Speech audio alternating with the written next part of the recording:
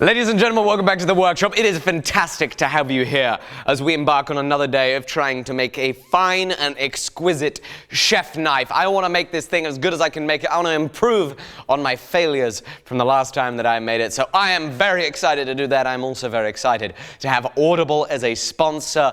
Oh my goodness, Audible is the audiobook platform that I use and love. It is just truly fantastic to be able to listen to books while it is that I work. And today, I am going to be listening to Matthew Walker's Why We Sleep. It's going to be a great day, so thank you for joining me. Let's get right into it. Let me run you through my measurements right now. We are at 120 thousandths at the spine, which I'm quite happy with. Morocco makes his 140, 120, 140. It's going to be nice. It's going to be a laser. The edge is actually at 15 thou, which is thinner than the Morocco says, so we need to be careful to not thin that out too much more. My major concerns, however, are in regards to the transition between the blade and the bolster. Right now, there is still a ledge, as you can see, and transitioning that is going to be very difficult. It's going to be a case of probably finishing it with the hand sanding. For now, however, a little more 120 on the blade.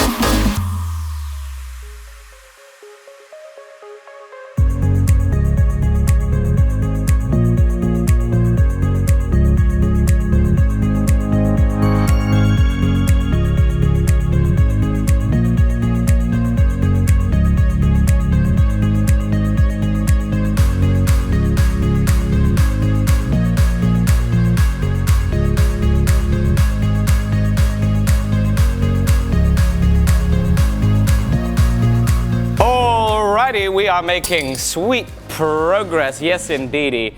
Now the blade is now suspended in some water, as you can tell, which is probably weird if you didn't know that my next step is I am going to draw back the temper in the bolster area. The reason we're drawing back the temper is the tang and the bolster is hard right now.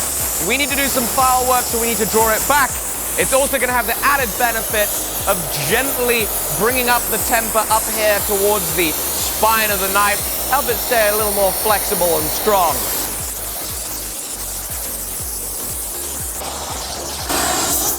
Okay, there we go, check it out. Some temper colors running down from the bolster down to the blade. So, ooh, warm water. If I pull that up, those colors should run into the blade a little further. How beautiful is that? Well, that's just gorgeous. Lovely. Beautiful dark blues. So that'll be significantly softer right up here. And so now, we're gonna light the forge. Now you might be asking yourself, well, golly gee whiz, Alec, why are you lighting the forge? You already heat treated the knife. It's already at a dirty 600 grit. What could you need a lit forge for? We need a lit forge because we need a tool, so we gotta make a tool. At the beginning of my call with Morocco, where he gave me all sorts of great tips, he started talking about the S-grinds that he puts on his knives and how he does it. What is an S-grind? I know you're wondering. It's a design in the blade geometry that allows you to be able to better release food as you chop it so it's not sticking on the knife. I'll sketch it out. First though, let's get some steel cutting. That looks too narrow. Maybe not. Maybe it'll be fine. And so for that, we're going to need a new platen for the grinder. That's your radius platen. It's just a bent piece of flat steel, and then that's how you make your S. Mild steel, what is that? 836 mild steel? So it's 2-inch base, because that's how wide the belt is. 1/2 inch, just to help give it some good support, so it's not flexing when I'm pushing against it.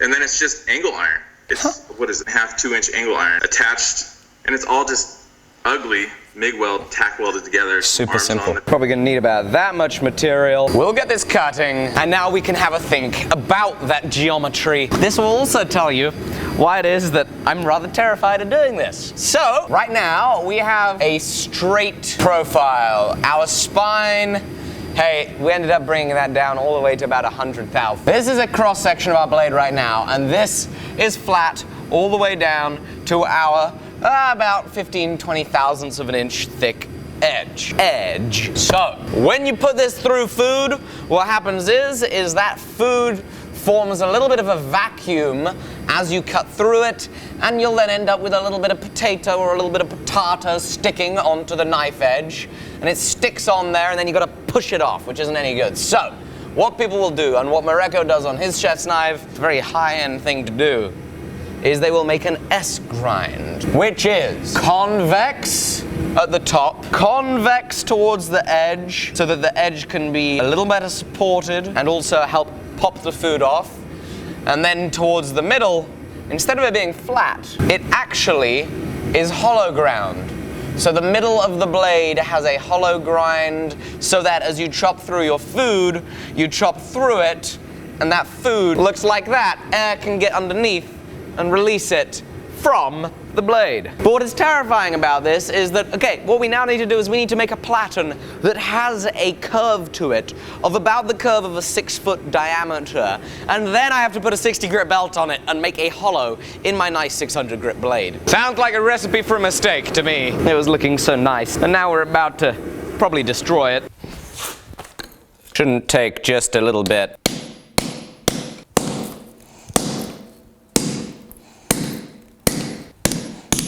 Okay. How do I know that's a 3-foot radius? Oh boy. Here we go, look at that. Oh wow. It's a little too tight, so we gotta flatten it down.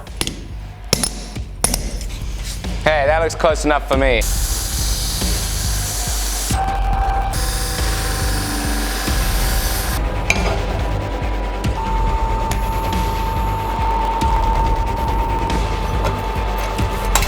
So we'll take this off.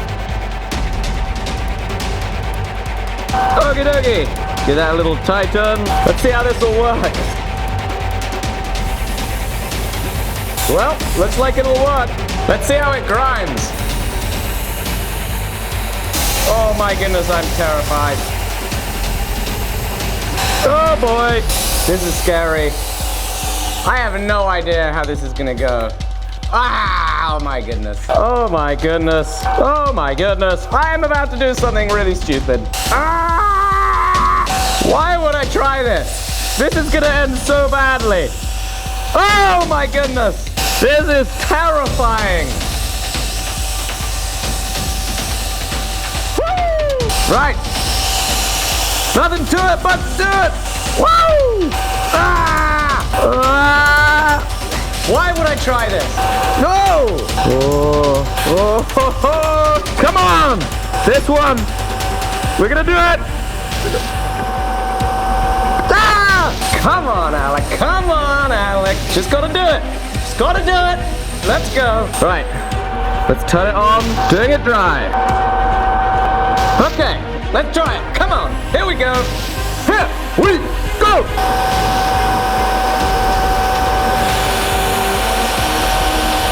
Golly, this is terrifying. And the compressor just went off.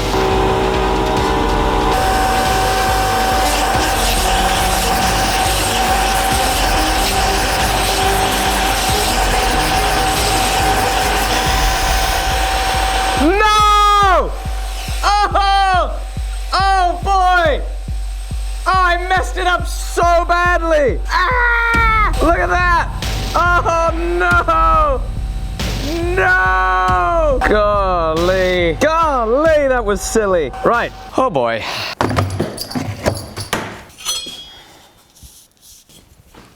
This has been an interesting day. I am not particularly sure if we can fix this mistake. That slip up right there. You can be sure that we're gonna try our hardest on the next episode. I wanna thank again our sponsor, which is Audible, and I wanna thank and talk specifically about this book that I have been reading and absolutely loving. It's by Matthew Walker, Why We Sleep. I have never read a book where such a large percentage of it, my jaw was dropped. It gets into the research and it gets into the facts about why it is that we sleep and why it's important and how important it is to get a full night's sleep, to be able to be healthy in your body, healthy in your mind, to be able to learn information and absorb it, to be able to develop the pathways in your brain that allow you to memorize and be able to redo mechanical tasks. So for makers like us, for people that like to make stuff, well, Now I know a good night's sleep is essential to getting that muscle memory down, that muscle memory